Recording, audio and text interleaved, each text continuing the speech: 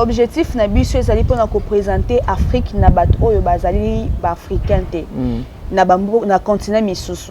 Toza ko présenter Afrique peut-être ba mona kango na ba documentaire na ndenge déjà oyo bimaka déjà que l'Afrique est le berceau de l'humanité.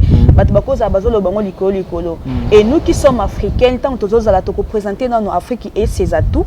Toko loba o Afrique ezali et puis nous allons présenter nos soucis. Toko présenter ba besoin na biso, il y a de femmes qui ont des projets dans des sacs oyo ba ko voyager pambate, ba ko apporter na bango ba projet na bango. Na uta Équateur, précisément na Libenge. Naza fi on atanga te na vie. Natanga te na vie. Et loko etinga na sala ONG pour na soutenir ba fille sans appui pour moi na moi si ceux qui a sala raté, azana ba parents te, eza facilité na vie. Nazo zongelaka toujours na ONG nanga femme consciente. C'est-à-dire, eza lokola interpellation ya mutu nyonso ya surtout biso basi. Parce que depuis il y a développement ya mboka nyonso. Quand la femme prend conscience, ezali vraiment décollage parce que la femme yé mutazo nourrir mabota. Femme yé mutazo encadrer bana na ndako. Femme yé mutazo kende bilang. Femme yende, c'est-à-dire moi si soka j'ai conscience. Maintenant to yes qu'on a compte ya conférence.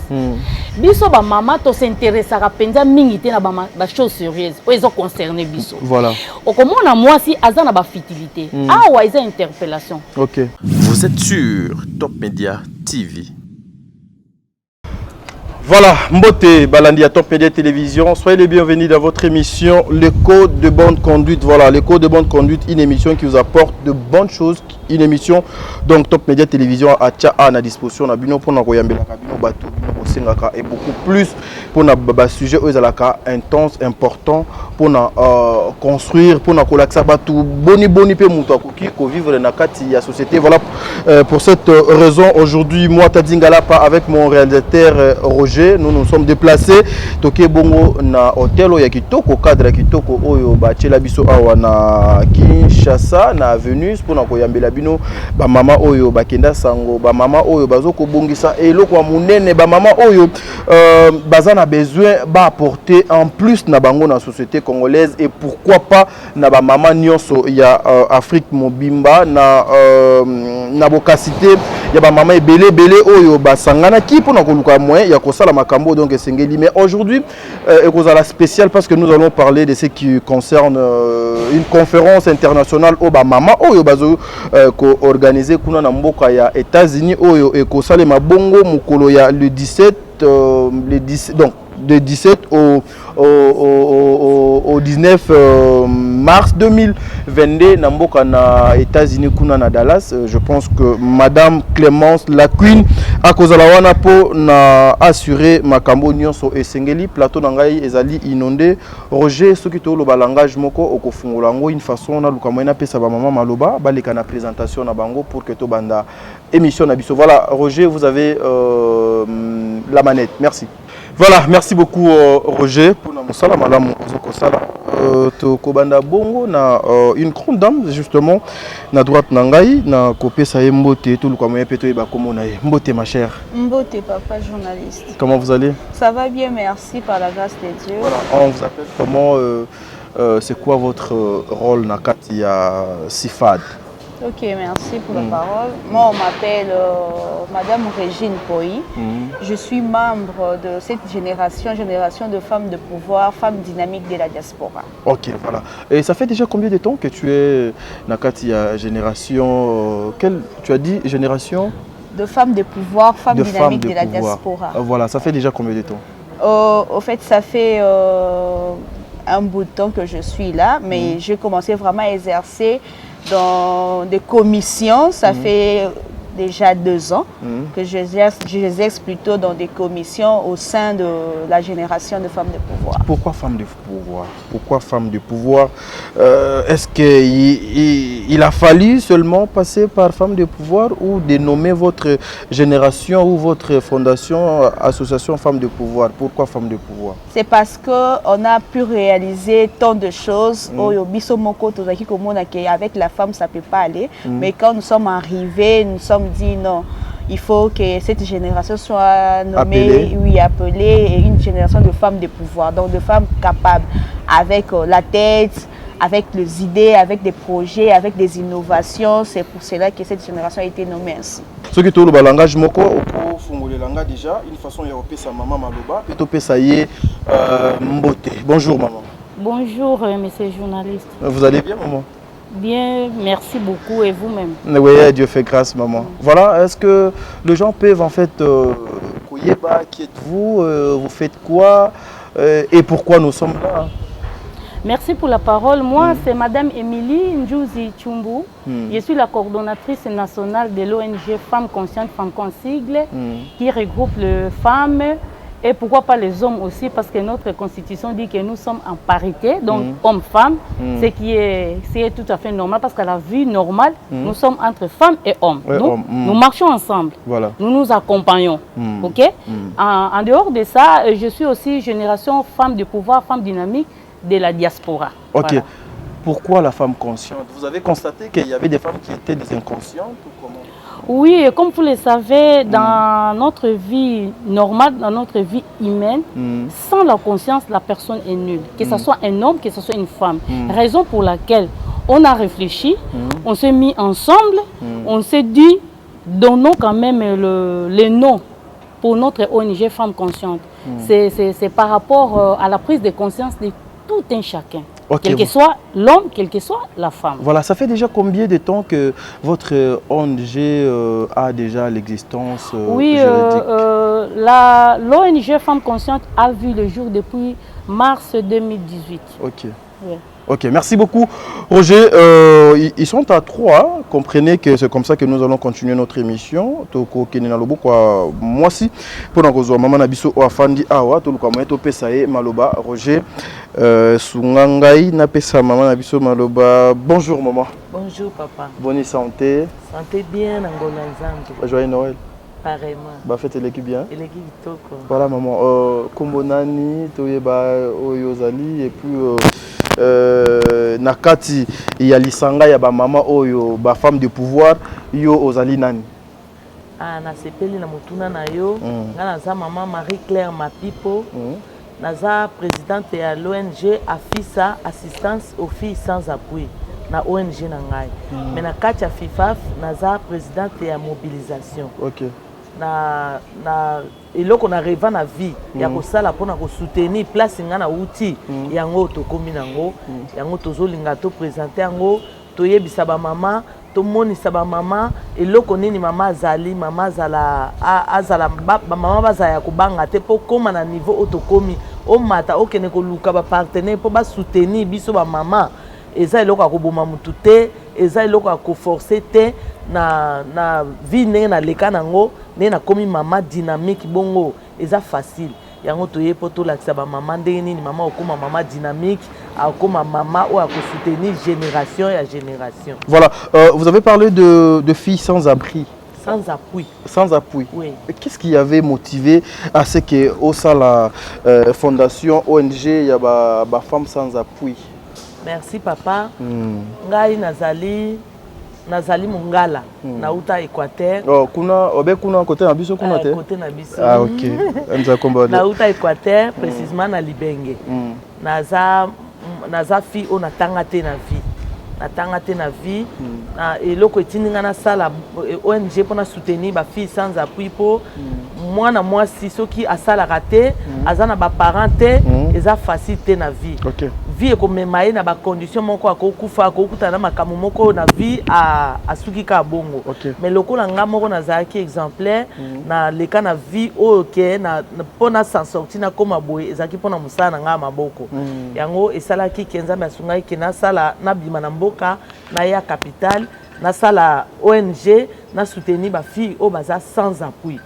Donc fille atanga te a bota azana mobali te azana ba parents te azana place au fanda te aza délaissé donc ba qualité ya basi ebele na sungaka bango na lakisa bango musala maboko nazana plus de 200 filles oyo na komisa bango ba femme dynamique na sens que na lakisi musala azui salon de coiffure akoma pe madame akoma pe kondi ya place na ye akoma ko s'en sortir akoma ko sala oyo ya lingi asala. Voilà, donc ce qui veut dire, mesdames et messieurs, comprenez que bazali ba mama oyo bazo comme ça bandeko na bango basi oyo bakanisa ki lobi ke aza utilité bango bazuye ba commissaire utile, mais au tukoloba eloko mokwana ça m'a choqué quand tu dis uta ki côté na biso kuna côté ya libenge oye capital une façon ya koluka moyen d'apporter appui na yo oyo pena et marqué yo depuis que aux aboy n'a plus de 200 personnes oyo ko encadré ezali nini bon na fungula ONG na ngai depuis 2012 na propre mbongo na ngamoko. OK. Na sala nyonso ona koki ko sala na zamba près ba photo ba nyonso ona sala ki na mbongo na ngamoko. Oui, tozela 40 ke ba koki ko financer yo pour continuer ko soutenir ba mususu. Maintenant na zo financement depuis 2012. Na zo financement il y avait une dame na bana ko kanga esuki Titi Lutumba za na poto ye mutu akotisanga na kati ya association oyo ya Queen oyo abenganga mapipo na mona na ONG est-ce que okanga na ibise na bite na kangate abi osala ndeni na bi anabunda na kaka so na zui na soutenir kaka na zui na soutenir kaka abisinga abi na zotinda yo na association na biso moko présidente na biso za na poto mama Clémence ye a soutenir basi ala kisaka ndenge ni ko sala po continuer musala ozo sala na ebisi na bi ezawa pa ebisi nga bi na Venise mais na moment wana azali na mbongo te na ebisi na bi ana na mbongo te la dame m'avait donné $100 pour na futa adhésion na kota na kati ya nini o na koti pe to sala conférence a na Venise bazwa kinga pe pa mama Queen asantaki ke mwana mwasi azana souci malgré na zwa financement te mais na continuer kaka na continuer kaka na bimisa kaka ba génération pour na ebi ke ata na zuite na mukili menzambe ya ko récompenser nga.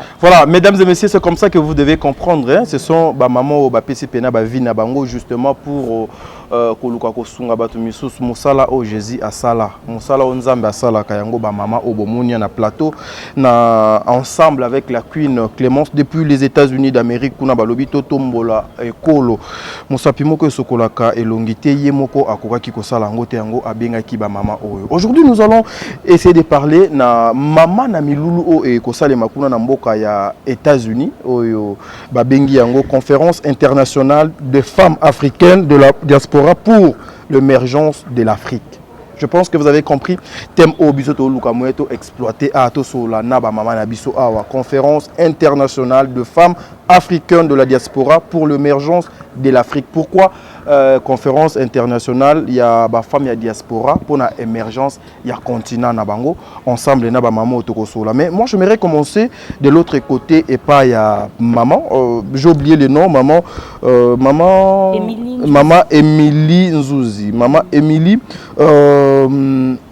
meka kosunga biso pourquoi conférence internationale de femmes africaines de la diaspora pour l'émergence de l'Afrique Olingi Kolobanin Bolinga qui peut vous signifier ni. En tout cas merci pour na mutuna na yo. OK. Comme ONG na réseau ba femmes conscientes, c'est-à-dire il faut biso ba africain to se mettre to simana le boko biso ba africain pour que tout booster Afrique. OK. On a toujours constaté que les pays mususu bazoko évoluer mais Afrique ezotika la sima. Au finish tolobaki non, il faut to réfléchir ensemble. To yeba nini yango apport nini yango biso to ko sala nini yango to ko apporter comme apport pour que Afrique etombwama. Comme ba mikili mususu. C'est ainsi tolobaki que non entre biso ba africain to solola to solola nan bino kuna le kandenge nini chaque pays Afrique azoloba problème na ye eza nini au juste toke na Congo toke na Brazzaville toke na Cameroun toke na Afrique nyonso tozo solola chaque pays aloba ba difficulté azango ba problème na bango eza nini pourquoi donc cette question eza concerner africain nyonso pourquoi Afrique ezotika la sima d'une part, d'autre part, tant que nous avons baninga bazo marqué pas vers l'émergence.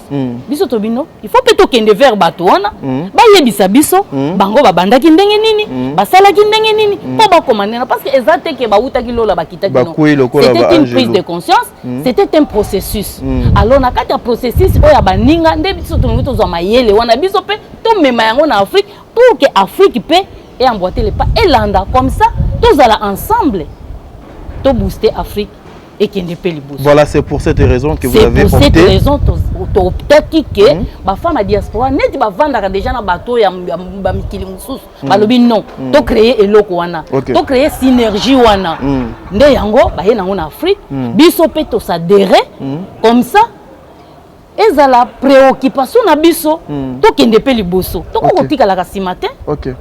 Voilà, merci beaucoup. Je pense que vous avez compris que ce sont des femmes oyo, ba maman oyo, c'est que bazo ko répondre à bazo ki ndoko to kango à IRT. Ça veut dire que bani na papier ni na bic bazo dicter bango te, ils ont utanami tout. Donc ça veut dire que ils ont pris le temps ya ko maîtriser makambo o bazo ko sala. Ma chérie ici juste à mes côtés, maître ton nom c'était encore Madame Régine. Madame Régine, une petite question par rapport à thème nabino oyo Femmes internationales, conférence internationale de femmes africaines de la diaspora. Pourquoi diaspora? On a besoin pourquoi diaspora? Parce que yozali na diaspora, te yozali na Kinshasa, yozali na Congo awa. Pourquoi diaspora? Et objectif de la conférence nabino ezali nini? Qu'est-ce que vous voulez exactement expliquer na mokili par rapport à la conférence oyo? D'accord, merci beaucoup pour la parole. De un, à répondre pour notre objectif. Est-ce qu'on peut commencer d'abord par diaspora? Parce que c'est là où je commence. D'accord, diaspora, oui. Parce que Tony Bissotoza Awa, comment est-ce que nous parlons de la diaspora? Nous sommes des représentantes. C'est-à-dire que Bango Bazakuna Bakenda Mwakala, les femmes sont allées et puis si l'idée aussi va revenir aux hommes, donc et qu'on a les Sengomingi, parce que déjà les deux côtés, ceux qui va Sangani Bongo, donc ça sera vraiment d'une guérison rapide pour l'Afrique. Mais ces femmes, tant que Mikuti Kuna, Bakuti, Oyo Moni na pays, Oyo Yabapaya, et travailler qui Bango ndenge batika ki awa na Congo. Et c'est à ce moment na Congo kakate na ba pays nyonso oyo batikali.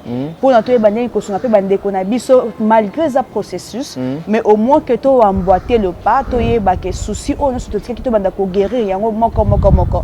Et c'est là aussi va séduire ba oyo bazali banda ya vision pour que baya ko joindre na biso na idée na biso. C'est à ce moment que eux là-bas ils ne peuvent pas arriver à tout moment, ils peuvent pas venir vers nous à tout moment, il y a de billets, bazo salamisa là, il faut bazala na congé, makambo à chaque moment souci nini oyo ezo ko s'ajouter na oyo bango batikaki. C'est à ce moment on s'est contacté, c'est-à-dire que souci na bango biso pe toza nango, mais tellement que biso sote il faut to koma kuna bango pe bakuki ya koya lisusu awate pour toza na besoin ya développement. C'est à ce moment que to sangani to moni ba idée na bango eza malamu to sepeli ko pesa na maboko. Et nous travaillons dans une franche collaboration avec eux, c'est-à-dire que leurs idées et le nôtre, tant que nous avons rassemblé, ils ont un bon fruit. C'est à ce moment, au début, j'avais dit que pourquoi nous sommes une génération de pouvoir, c'est par rapport à ce que nous avons déjà concrétisé. Et alors, il y a un autre pour évoluer jusqu'à présent, malgré il y a des difficultés, malgré il y a de mésattentes, mais au moins tellement que ce qui nous unit est très fort, et ils ont permettre de kata vision oyo. C'est à ce moment que les autres dénommés en conférence internationale, il y a femmes africaines, femmes à diaspora, par rapport il y a vision.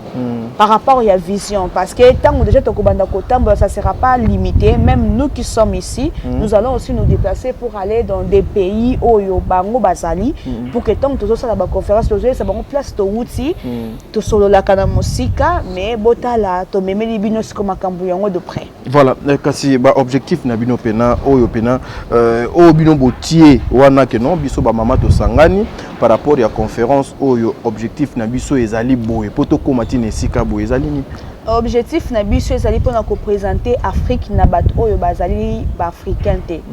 na continent misusu. Toza ko présenter Afrique peut-être ba mona ka ngona ba documentaire na ndenge déjà oyo bimaka déjà que l'Afrique est le berceau de l'humanité. Bato bakoza bazolo bango likolo. Et nous qui sommes africains tant tozo la toko présenter dans nos Afrique et ses atouts, toko loba o Afrique ezali et puis nous allons présenter nos soucis. Toko présenter ba besoin na biso, il y a de femmes qui ont des projets dans des sacs o ba ko voyager pambate, ba ko apporter na bango ba projet na bango. Toko apporter na bango ba souci na bango ba besoin na bango et to loba biso toko sala kaka musala na biso ya ko bana ya ko présenter yango et puis bango bazo yo kabiso bakoye ba ndengeni bakoki ko sala par rapport à potentialité wana. Pour la meilleure compréhension, quand tu dis ba o bazo yo kabiso, vous partez vers les investisseurs, vous partez vers bato o bakozala na makoki ya ko sunga bino, ou vous partez vers qui? Parce que quand tu dis nous aurons nos projets, bakaye des charges na biso auto exposé beaucoup qui ne kokutana na banani o ezali déjà na calendrier na bino. D'accord, des jours de conférence wana. D'accord, merci. Toko na 2 jours, 3 jours plutôt parce que journée musu se pose pour la remise ya trophée. Nos mamans vont compléter cela comme communication. Mais toko kutana na basi oyo bakenda sango, basi oyo bakenda sango oyo ba émerger na ba continent na bango, toza na continent d'Amérique, toza na continent d'Europe, toza na Asie, toza na Océanie. Et alors toutes ces femmes là to selenga ki ke bango bazala na invitation na biso na souci na biso, bango ba ko pesa biso expérience na bango. C'est-à-dire que ba ko raconter biso ndenge nini bango ba évoluer. To biso tant tozo présenter bango bazo yeba ki ko évaluer ndenge bango ba évoluer na continent na bango na oya biso ba mona ba difficulté na biso ba mona développement na bango. À ce moment ekosunga tozo kende kaka te pona kolika ba investir mais oyo tokoloba oyo tokoloba oyo tokomema yango lokola ba idée ekosala ke ba o kaka ba ko assister na conférence parce que bango bazo ko assister biso toza ba participante. C'est-à-dire que quand ils assistent ba kozala na facilité ya kozala na motema wana bazala touché par rapport à ce que nous avons donné comme résultat. Voilà, merci mesdames et messieurs, comprenez que ba maman ba sangani sincèrement il y a des têtes ici hein. Papa, ma chère, n'amène pas seulement ta beauté là donc au mariage. Il faut amener la tête, la beauté. Donc il faut amener la tête à la maison parce que cette tête-là, quand tu veux donc amener chez ton homme, les idées, ça va vous aider beaucoup, ma riche. Voilà. Yango, je suis très content de voir une jeune fille défendre cause Yaba Maman Bouy, ça me va droit au cœur. Félicitations déjà. Merci. Mais maman, awa kombo zalaki nabo sani maman. Maman Mapipo. Maman Mapipo.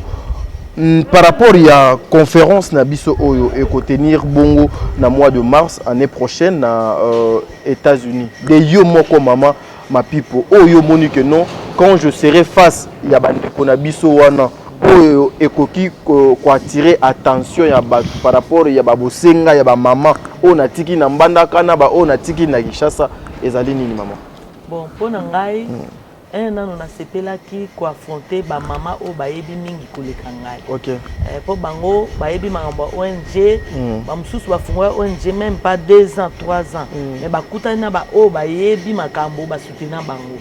Mais ngana fungola banda kala na za na assistance te na bunda na ngamo ko mende na kokutana na ba mama ba koyebisanga ke sala boye po ebotela yo boye. Soki au sali boye eko mema ona boye ba idée ko zale belé on a zana nous makanisi on a sala bona na deuxième conférence on a participé makanisi zana nous bomboka nano zana no bomboka zana no na ebi nano mingi te bomboka kutana nano kutana na oya Kinshasa kutana na oya États-Unis o bango bakobakisela ngai. Voilà, na komema ba projet na ngai na ba projet pour malgré nazola ki bango coiffure esthétique naza na ngamoko pe na lingala balobaka nini kumukanga. Donc na moment où ya corona on a sungi pe belé na ba produit ya ONG kaka. O traiter pe ba papa na traiter ba papa na présentant pe na conférence awa na koli la mboka to mesana ba koko ba memi habitala oyo esi saka miyoyo miyoyo za ba benga ngo rim oyo esi saka kosu na mboka to yebi ebele sikota ona ye awa na moni mukongo mama zole ya mukongo papa zole ya mukongo na yebi ke na mboka tozwa kisibo tozwa tous aura boto sangisi et traiter autant de malades. Awa pe na ke na gambela na na sombi na ye na ngona sali na traiter pe batu. Mais tant au corona yé au mona mutazo be la kosu pasi bakisi wana zo traiter bango na présentant on pe a na conférence awa. Et sunga pe ba mama ebele. Et sunga pe ba papa ebele pe ba papa ba koma koya commande na supermarché belé na zo exposé ngo zo sunga vraiment bato. Donc à partir on appelle na kokuta na pena ba maman mususu ba soutenir nga ke na place ke na tout akango na liboka. Ba maman ba ko sunga nga na modernisation ya biloko po banda ko sala yango. Machine emniki yango konika après to na mulangi etekami ke na tout akama boko comme makasi. Moi si ma boko boy moi été. Voilà, mesdames et messieurs, comprenez que je suis tellement très heureux de yakoye bake ba mama na biso na mitu na bango bana makambo ya kitoko boye ba bomba makambo ya boye. Donc c'est pour vous dire, vous qui allez suivre cette émission, bino ba union so bokozwa libaku ya kolanda yango ya ko partager yango.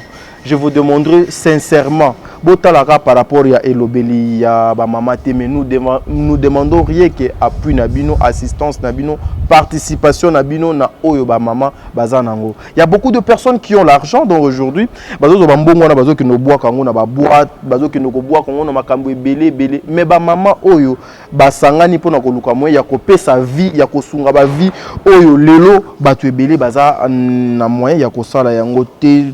C'est justement dans la logique où on a une conférence Nabiso.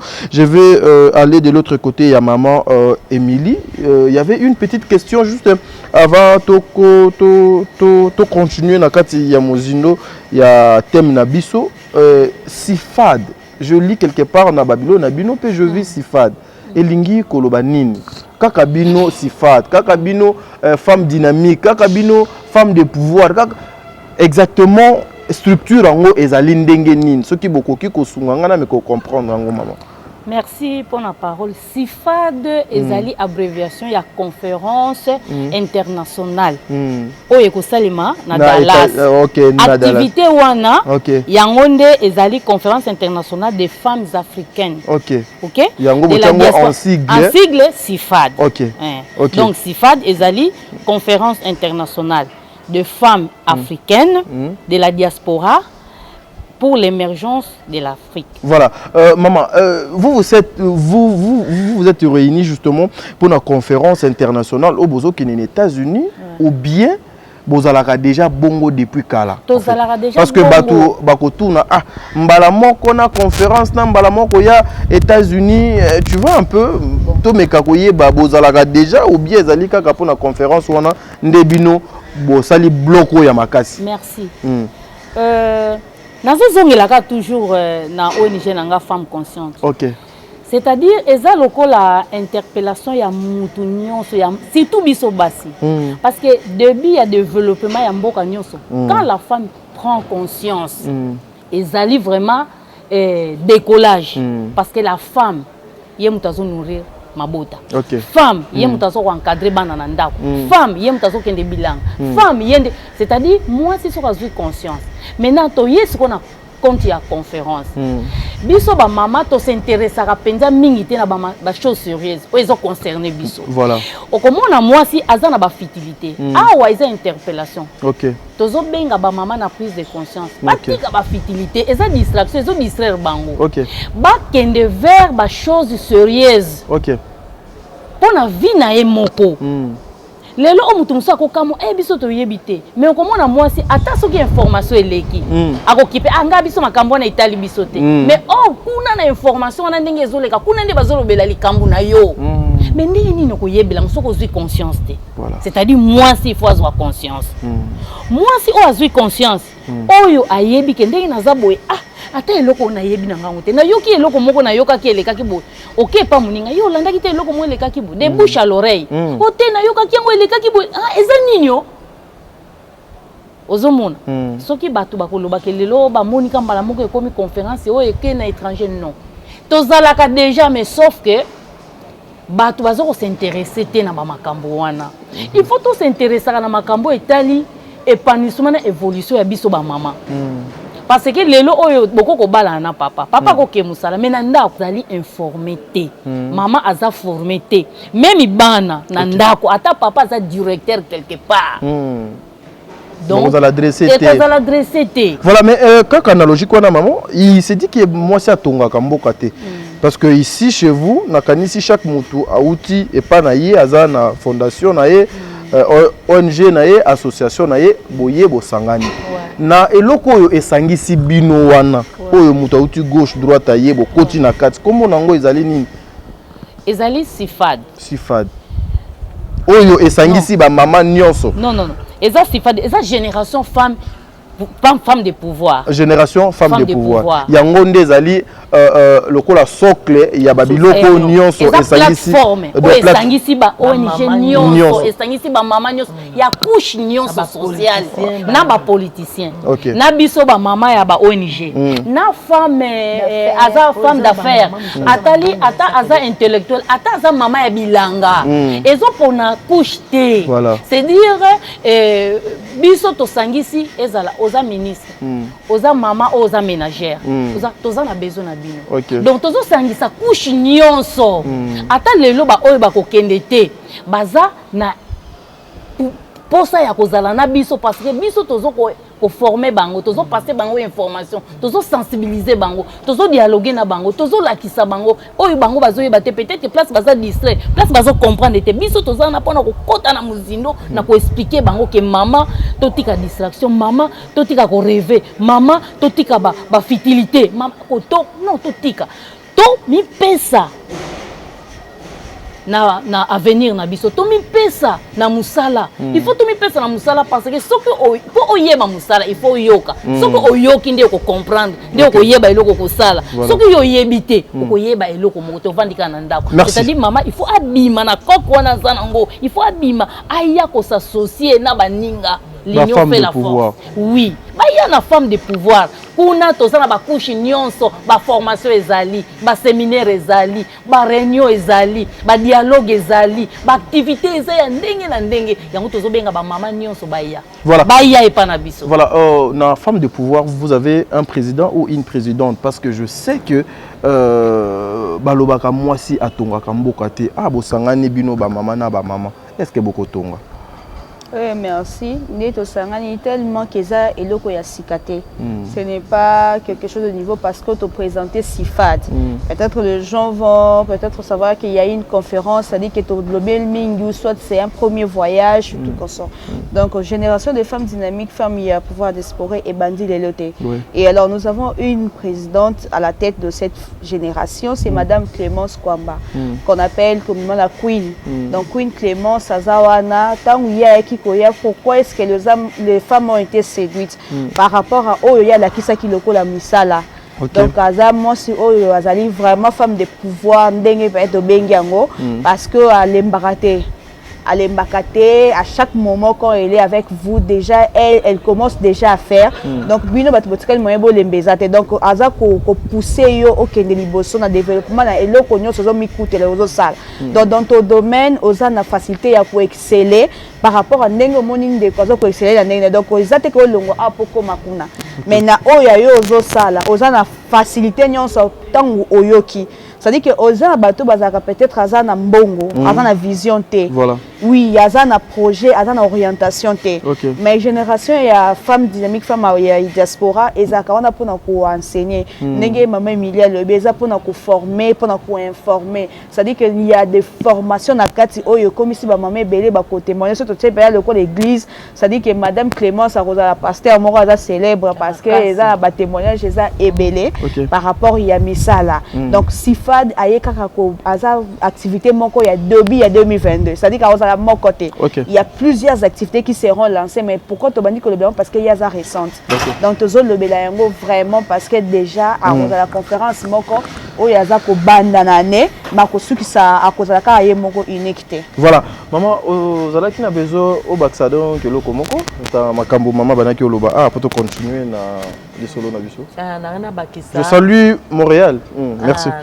Nazo bakisa par rapport à maloba mama lobaki na bakisi pe na question o tu ko tuna ye to bandina no pour exemple kuse mama ozo tuna mama mukundi Queen Clémence ngai tango na kota ki na Facebook na koti na tali ba ami na ye na kutani na ba ami na tuni bango boyebi mama moko Clémence ba bien toyebi moi mwasi na za makasi na ndenge nini onga nazaka awa na place abongisi conférence na eza 25 minutes pona koma wana mwasi na za makasi oyeba na ye na bise na bite aza na association moko awa abengi biso tozo ya kuna abi en tout cas mwana mwasi wana nzambe akopambola ye mutu kaka nda yebisinga nzambe akopambola ye po azo soutenir ba mama na ndenge ba jete nde toza bo conférence zo leka déjà kuna kaka biso te nde tozo kende ba conférence zo leka déjà kuna azo soutenir batu makasi mama wana nzambe vraiment apambola ye tozongi et pas mama femme conscience ndenge ya zoloba na retenaki makamuso lobaki wana toza awa toza na ba député toza na ba présidente ya ONG toza pe na ba ministre toza na ba toza ba sénatrice toza pe na ba femme d'affaires ba mama baza na mbongo mais lelo exemple neti ngaka na zala ngobo na utika mboka bana e kwata mama to sala ONG ou bien na pesi idée que mama sala ONG akubudenga ata nano ata nano auti mboka dana nini iloko te na mutu vous comprenez mais azana mbongo wana akoki ko soutenir bana basi ata sali ONG te mais aye a soutenir biso tozana ba ONG a pesi biso mbongo tozui place to sungi bana basi to sombeli bana basi ba matériel po loko zo boma bana basi yango wana matériel c'est choix faire ba biloko mike mais so ke okuta mama na afuti musicien la liga mona ebisa yo musicien ayemba ye afu exemple afuti $10,000 na $10,000 na ba yembi mais nzembo ta mususu okuta na kati ya nzembo wana mwana natikaka mukesi mekoli a soutenir musicien po ayemba nzembo wana mwana natikaka mukesi mekoli olie aya ko soutenir bana basi bayeba musala maboko basala oyo ekoki ko sunga bango na venir omoni des choses voilà a soutenir bana natikaka muke sima ekoli mais aboyi ko soutenir oyo akosombe ses choix ou bien en tout cas nazo senga bino ba mama o boza la possibilité maman s'il vous plaît soza la possibilité ata boyi ko sunga biso tambola kaka so mon place ONG za situnga na za mama ya présidente ya ONG na ebi passe ya bana basi matériel ba produit pour na soin de visage et ça vraiment cher pédicure cher souki cher mais so okuti ONG mama telemisa mutuka na yo kita tuna balani bazana obote ba o bazana obote sombela bango mama nzambe otika yote ti lelo no moninga na komi femme dynamique na uta musika na uta mboka sacrifice nga na osala nzambe azotombola nga lelo pe lobby après ko uta États-Unis na ya en tout cas na ebité on nzambe osalela nga po ayebi souci na nga ke nazo sunga bana basi. Merci beaucoup. Voilà, mesdames et messieurs, pour Nanga, je dirais que ça, c'est pas la toute première fois parce que preuve, Ngamoko, j'ai eu à participer, l'autre fois, j'ai eu à participer na hôtel Sultani Kuna, conférence, moi, Salima Kuna pe ya monene, basi et belé ya mokili, bayaka, sincèrement, Mama Sakombi Mutu, Azala Lokola, ye Mutu, à Simbaka événement na mokolo wango on était là na moi si ya Pierre Bemba Zalaka donc il y avait beaucoup de grandes dames. Maman Denise aussi était représentée tu es belé vraiment ngamoko nazalaki na kati ya salwana ba maman caviar pe bazalaki wana ba TK 09 pe bazalaki wana donc sincèrement tozaki et belé wana ba maman nyonso ba fana na poto wana ba yaka pona koya ko apporter soutien na bango pona activité wana o esengaki ba maman ya diaspora baya Kinshasa bango ya diaspora baya Kinshasa basoli na bandeko na bango bazui ba doléance ba projet ya bandeko na bango ba matina yango poto cette fois-ci balobi non ba o ya biso pe ya Kinshasa boya nano boya ko vivre émergence wana to sangisa susu makanisi wana lokola boza na mayele bozozonga Kinshasa boye ba nini bokoki côté sur pied pour aider Bandeko Nabiso ya Basi. Voilà, tout qui est lentement mais sûrement vers la fin de notre émission. Maman Émilie, nous avons une question. La difficulté na bino pena na kati ya femme de pouvoir. Au pena donc au monaka des fois que vous avez besoin de faire un truc mais vous arrivez quelque part vous êtes limité. Ezaline maman. Merci. Accompagnement même ya ba autorité ya mboka. OK. Omoni moi si oya abandi ba initiative ye moko o azui conscience. OK. Soki moyen ezali ba autorité ya mboka ba accompagner. Ezali encourager à continuer comme ça là. Mais ndenge omoni biso to vani bo ezaka na ba moyens propres ya biso moko. Ezo kene malembe mais soki ba autorité ba lobi ba accompagner biso. Ah et ko ça là même pour la sensibilisation. Soki ba autorité netinga na senga ka ba autorité ba accompagner biso na sensibilisation parce que na Congo mingi to na besoin ya sensibilisation. C'est-à-dire il faut tout sensibiliser musala eza makasi ya ko passer information jusqu'à na couche assez. Na ba vrai fond même il y a Kinshasa na ba périphérique mingi ba okomona courant so ezate azana information te mais biso ba ONG to kenda ka sur terrain tozo kende sur terrain tozo palper du doigt tozo tuna bango ba difficulté tozo mona donc ozoka na mawa mais ba moyen eza limité soki tozu ata ba partenaire o ba ko accompagner biso même pour la sensibilisation parce que mutu asa sensibiliser a ko limiter ba dégâts ayeba ki na été bien tina sala bonjo kande eza boye azui quand même conscience. C'est-à-dire que nous avons besoin d'accompagnement de l'autorité, accompagnement de partenaires nationaux comme internationaux. Tout le monde a dit maman nanga buto luba. Ozomona to pes exemple na kotanga kutu ba kombo te peut-être que za mabe okomona kaka ba bailleur de fonds ya biso ba congolais ba na mbongo ako préférer à soutenir musiciens. Mais biso ba tutoza sur terrain pour na ko éduquer masse bazo kipete et ça dit difficulté monene ozo mona donc tout ça na problème voilà. Deuxièmement tout ça na problème il y a biso moko basi d'abord problème ya moi c'est ça moi sinanu ye moko tant yo zo ba ke basi batonga mboka te d'une part na ko pesa ngo raison ennemi de la femme c'est la femme elle-même il faut basi ba longwa ya ko se combattre entre eux tant yo moni muninga no sale loka kitoko ata elongi na yo sepe na ngote mais appuyer ye toko ko rater te toko ko loba lokuta te que non basi non ennemi de la femme congolaise c'est la femme elle-même voilà ezali combat munene eza combat munene biso ba femme congolaise il faut to tika biloko wana ya ko se combattre entre biso et so faire avancer biso te au contraire tozo zonga sima voilà lelo oyo mama queen asali eloko pour na ko regrouper babasi mais okomona quelque part la basi biso be et avant na kuna est-ce que mais non kende na oyo ka message biso to yokaki toye to moni que non eza intéressant tozo benga pe ba mususu ba zo ba te comment ko défi yaka tozo benga ba jeune fille comme l'avenir eza na maboko ya jeunesse tozo benga jeunesse nyonso ba ya netinga na femme concerne na direction mobimba ya jeunesse baza wana jamais soko moni ozana musala te kene ko beta ta balle o s'exercer jeune fille so moni moyen ezate kende à ta place ata na église kene oyoko ata parole de Dieu et ko édifier parce que maman peut assembler la makasi c'est dit biso tozana ba secteur nyonso olingi prière oye ezali olingi formation oye olingi sensibilisation oye olingi formation ya moderne oye awa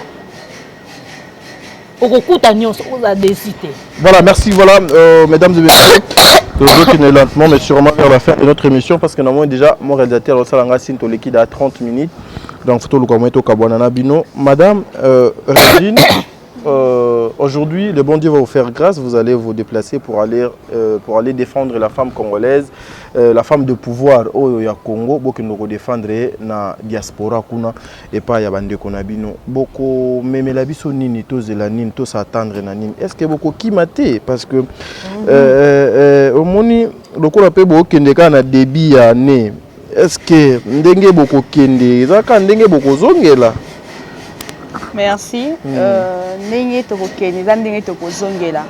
Pourquoi? Parce que neto kei tango tozokende totika ba tâche na biso wana toche yango na frigo ezosenga ka biso to ya kobimisa yango pona to salela yango lisusu. C'est-à-dire que tokei kaka te pona tozana besoin kokende pona kotika to ndeni mama Clémence tango atikali ezali pona kokomisa génération ya femme de pouvoir oyo eza lelo oyo donc ezali nzela oyo aponaki na ndenge ya émergence na ye soki aza koémerge kuna aza ka cela ne tienne aza pe mama Emilia alobi yango asalaka bilanga toza na cité ya diaspora ezali toza na makambo ebele oyo yo mpe oaccompagnaka biso na nzela bilili et alors partir pour rester là-bas moi je trouve pas d'importance vu qu'on a plusieurs tâches à remplir. On a plusieurs aussi, il y a de nombreuses femmes au bazo et la retour pour que baza la siko yo convaincu na musala oyo tozo sala. Donc si c'était pendant le bac, ce n'est pas un premier voyage, ezali vraiment événement il y a siècle été. Ça dit que na grâce il y a dynamique, il y a génération, il y a femme, il y a pouvoir, toza na makambo belé ya ko réaliser oyo aussi to réaliser na oyo tozo ko visiter to ça et ko zaminer ne ko les voyage wana et ko zaminer ne ko les sifad. Donc to le beli sifad parce que ezali événement il y a début année à chaque moment toza kana événement to ya ka ko présenter yango. Donc sifad et ko sunga biso pourquoi parce que ça continent d'Amérique. Donc cette fois-ci le femme il y a Afrique bazo qui ne peut kuna ndenge to ya makabango awa. Il y a ngonde tozo le beli yango makasi par rapport ya ba vision mais ceux qui ko toche déplacement te biso na bango tozaka na moral moko tozaka toujours en contact baye baka ba souci yango baye baka tant ba bengi biso c'est-à-dire que bazana besoin ba benga pe monsieur boya ko yoka na tant to kenda kuna to yebisa kabino mais aujourd'hui batongo tozaka na bango na baye a bon mumone la bo yoka pe sur place en face pour que we bandeni boko ki pe ko aider biso donc c'est dans ce sens là ko ki ma ezali vraiment moral il y a génération femme de pouvoir parce que toko memela bino makambu nyonso ya bien parce que pour ça na biso ezali ete sifad ebotambuma munene ke tant tozozonga en Afrique bilembo nango ebanda komona donc to chambala moko très en marche c'est-à-dire que toi c'est ma maman to kendaki boyebe ki difficulté zaki ya boye donc to bandi déjà na eloko hotel c'est-à-dire que ce que c'est là qui pour na exploitation ou bien pour na place de quoi to kende pe na kaka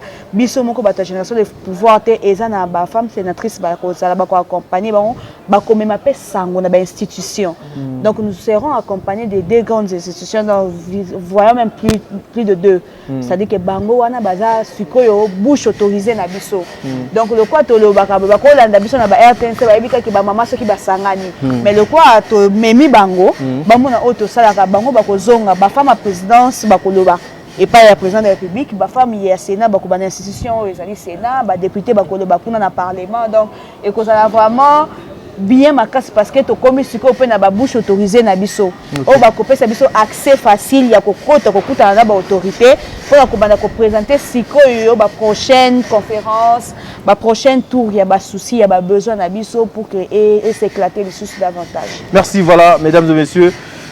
Oyo tour asuka maman batuba comprendre nini par rapport à passage na yo à lelo pour la conférence internationale ya ba femme africaine ba femme ya diaspora pour la émergence ya continent na bango batuba me ko comprendre nini par rapport à passage na na osenga na bolimbisi nazwa ke loko moko eza important et pas maman OK maman Émilie maman Émilie oui ngai tant nazaki na ONG na ezaki liboso ya salon na ngai ko nazaki na place te liboso na bana bazaki belé mais l'état mboka o asalanga pasi mais loko eza souci na ngaki na ngoti na suka na continuer ki kaka liboso ya salon bana bazaki belé mais opération ba policier basala rapona ko bongisa nzela batu bateka na nzela balongwa bayaki koyebisa ngai bakanga assistante na ngai madame Fifi bakangi eponini totie bakiti libanda bana na baosala babi ezosala salité na mboka bana obino bozo ko encadrer bazosala salité babi esali salité na balabala OK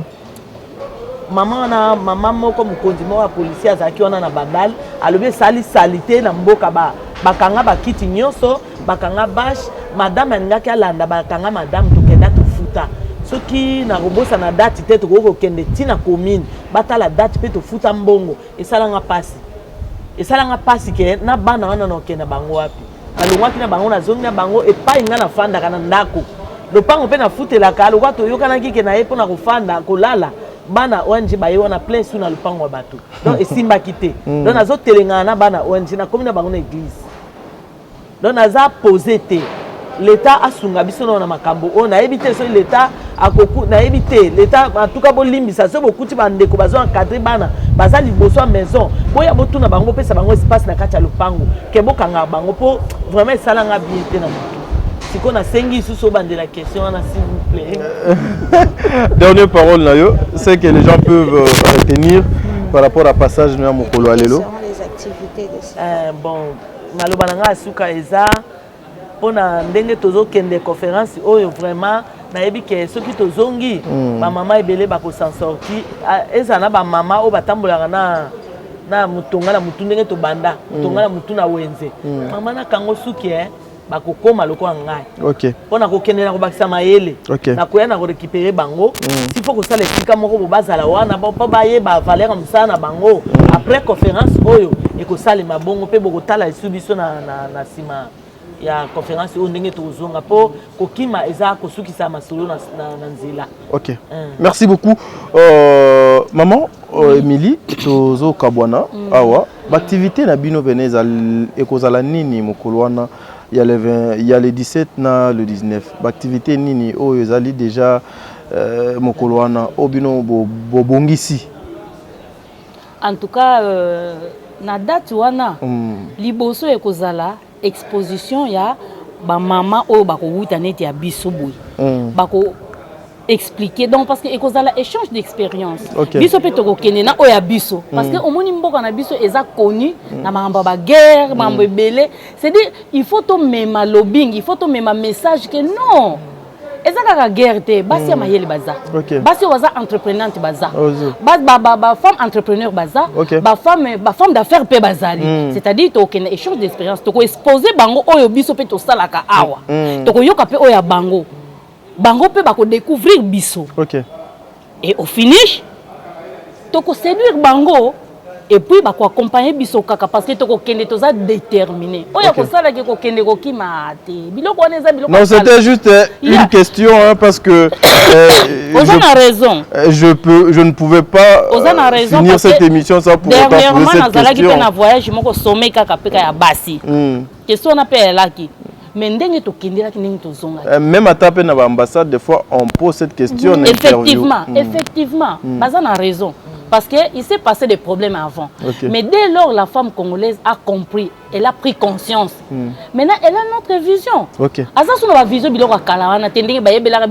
Non, c'est pourquoi il faut de temps en temps vers diaspora, vers étrangers, pour nous expliquer que non.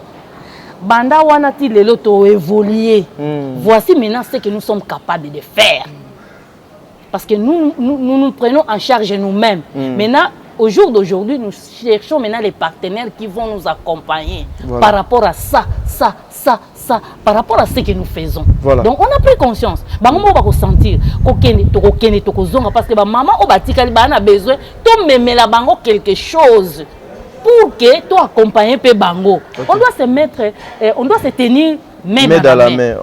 Biso toko kende libela te. Toko kende il faut to zwa autre. Biso to kena oya biso to zupe oya bango to yena ngo. To simba ni biso na biso basi tozo ko memana. C'est vrai. Et ça du jour au lendemain, c'est un processus. Mais nous allons nous mettre sur le processus pour aller vers l'émergence là. Donc nous avons besoin. Voilà. S'il faut passer un message à la présidente, je pense que à Ozwatan et au land d'émission, la Queen Clémence, s'il faut repasser un message pour naïe par rapport il y a événement par rapport il y a charge au coquille kolobanaïni. En tout cas pour naïe maman présidente, nazo lobanayo boy. Tozo ko promettre yo to ko décevoir yo te tozo ko accompagner yo awa biso pe to tika tozo sala musala oyo zo sala kuna c'est-à-dire yebaka ke tant tozo ezali ko ba soda bazo ya na guerre tozo ya bitumba tozo ya ko s'affronter parce que ezali faveur te ezali combat tozo ya vraiment na combat proprement dit biso tozo landa yo zali boso tozo landa yo kaka si même ordre d'idée ya ba pana yo biso pe tozo si même ordre d'idée wana tozo landa yo nous nous tenons main dans la main nous vous soutenons. Nous vous accompagnons. La télévision est la maman. Donc, tozo landa yo, nous tenons main dans la main, tozo ko accompagner yo, toza simana yo, ko bangelo côté. Yo zwande bangagement, biso tozo yande ko appuyer yo. Biso toza banana yo, yo zali boso, yebaka, toko ya kuna, eza question que to ye tozi oyo pe toko zwa kuna, toko ya nango awawa pour que et structure na biso pour que plateforme na biso et que les tina ba province nyonso ya RDC. Voilà, merci. Tu voulais ajouter un truc? Oui, je voulais ajouter juste par rapport aux activités prévues.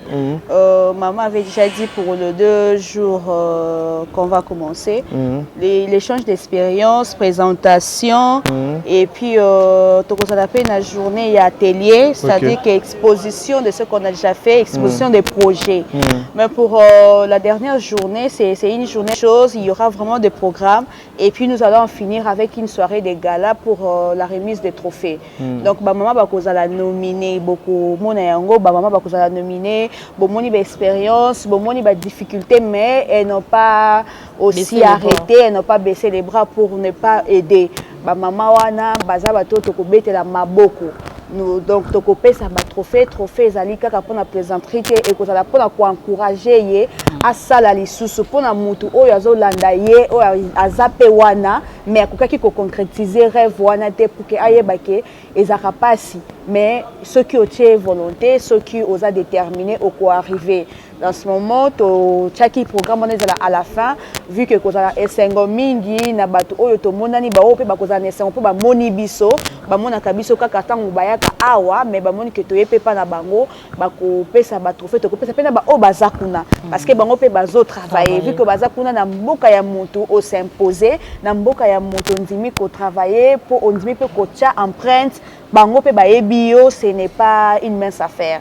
Donc nomination et kozala kaka pona ba femme ya Afrique et kozala pena ba femme ya Libanda ya diaspora.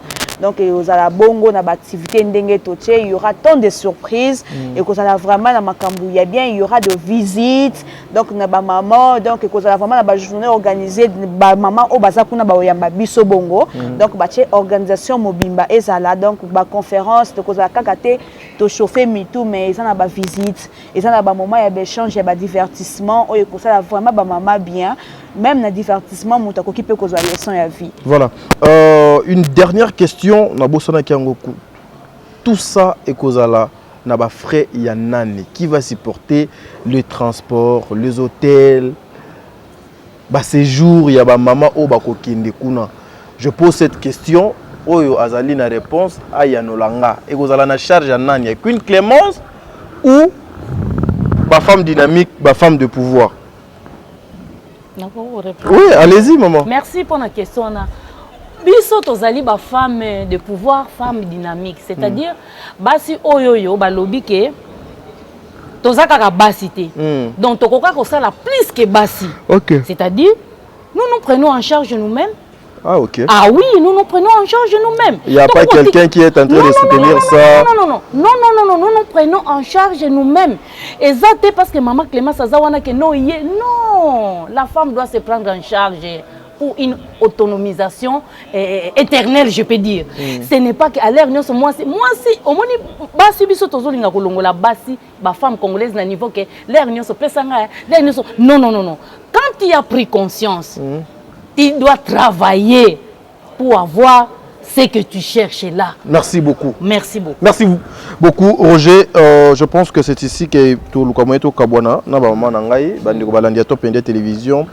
Ça n'est fini pour aujourd'hui. Loba Kenabo Sanali Kambo. Mais sinon, na moni Kenyon sont déjà ici au lobby. Ce qui est loko Yakobak Cezali, avant toka ta caméra, tobaki ici. Mais sinon, tu soli déjà Nyonso. Aux années loko Bakisa. Allez-y, maman. Nalingaki na senga boye biso ba mama mutu na mutu azozwa ba engagement na ye pona kokende mais toko senga na gouvernement na biso na éviter ceux qui mama ye moko akosola na bango na osenga gouvernement na biso bazela biso kuna ambassade bazela biso na ambassade po ezambongo ebele bambongo tozo bimisa po to lukaba to futa ba droit na biso to koki mama muso azaka na ye bangaka aki akomi na ambassade kuna soki mutu moko azaka kuna te kwa soutenir tel zala poser sala boete kobanga ezalaka papa ambassade bangisaka bato l'état vraiment na parmi bato oyo boye po bo soutenir biso to kende voyage oyo bozala kuna po bo soutenir biso. Voilà, ok, je comprends ce qu'a dit maman. Je pense là, ils allaient organisation d'abino interne. Organisation d'abino interne. On va, Maman Clémence Azawana, je pense que Afani Mingi Libanda et puis Bobo Sonaté, réalisateur d'abino principal à Salarepa et à ministre. Bon, elle peut s'en occuper. Hein. Bon, Azape n'a pas bon on a eu, Azape n'a pas relation on a eu, mais je pense que Papa Nazir, bonjour. Vous allez bien. Voilà, mesdames et messieurs, ça n'est fini pour aujourd'hui. C'était un réel plaisir pour moi. Tadingala Payoya Melabino, maman Oyo, Otobeti Solo. Ezali kaka juste pour te passer tant mes messages na bango ekuya na mato inabino, maman Oyo, baza rempli de talents, j'allais dire bourré même. Bazali na misala na nzoto, bazali na batu sima na bango, mais o bazo kozanga juste ezali bisika o bakoki kochana batu na makambo o ekoki kosunga bango pour que ba réaliser ba projet belé bazanango. L'autre fois je suis venu à l'hôtel, il y a maman présidente, je vis des projets o ba maman bazo ya kotika. J'ai eu pitié de cette grande dame, maman Clémence, parce qu'elle a évité mon tout moko à Kocha Biloko en Agnon son Nengenin. Et Yemoko à Kokate, vous êtes là, vous avez un bongo, vous avez un makambo belé, vous avez place à investir yango, je pense que vous avez un komoko malamu. On a dit ngala pato kaboni ah to kuta na bino na mposo oyo koya, je pense que ceux qui vont soumis, moi aussi je serai parmi les gens qui vont aller de l'autre côté des États-Unis pour aller couvrir l'événement. Bien que place naïb Sakama Clémence, pourquoi yo ponara basi parce que fondation na ngape ezalaka na kati ya ba femme ceux qui nini wana mais moyen mobali akinde ezate moi-même non moi-même l'autre fois la conférence aki na nini na Sultani, j'ai pris quelqu'un d'autre pour aller me représenter. Donc voilà, ça n'est fini pour aujourd'hui. Allez, bye.